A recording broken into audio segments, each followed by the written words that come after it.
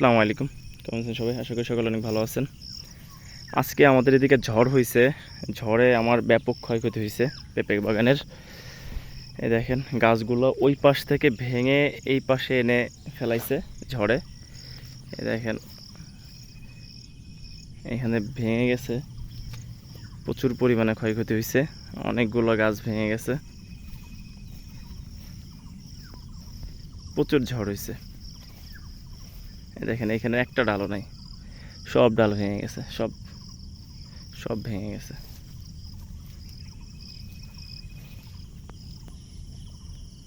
ধরন্ত গাছ এইভাবে ভেঙে গেছে। দেখেন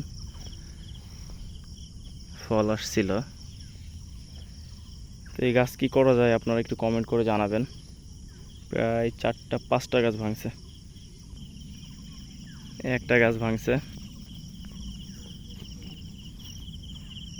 একটা গাছ ভাঙছে, কিচ্ছু করার নাই। একটা গাছ ভাঙছে, এটা অনেকগুলো ফল ধরছিল, ফল ধরা গাছ ভেঙে গেল, কিচ্ছু করার নাই। এটা মাথা থেকে ভাঙছে। একাটি হইল এই ঘাসে ঝড়ে পেঁপে বেড়ে পেঁপের গায়ে কষ বের করে দিছে।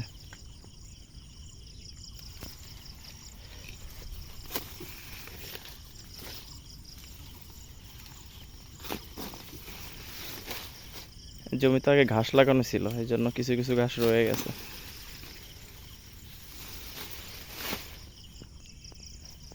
এখানে একটা গাছ ভাঙছে, এটার মাথা নিয়ে ফেলাইছে ওই পাশে, অনেক দূরে নিয়ে ফেলাইছে ঝড়ে উড়াই নিয়ে।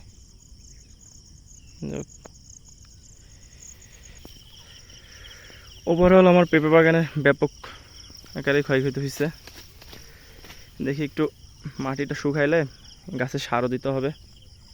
সার দেই না অনেক দিন, প্রায় 1 মাস হয়ে গেছে, কিন্তু এই বৃষ্টির জন্য সার দিতে পারতেছি না। আমি যদি এই নরমের ভিতরে সার দেই আমার গুঁড়া পচে যাওয়ার সম্ভাবনা থাকবে, যার কারণে একটু রোদ হলে একটু মাটিটা একটু শুকাইলে তারপর সার দিলে ভালো হবে, আমি যেটা মনে করি।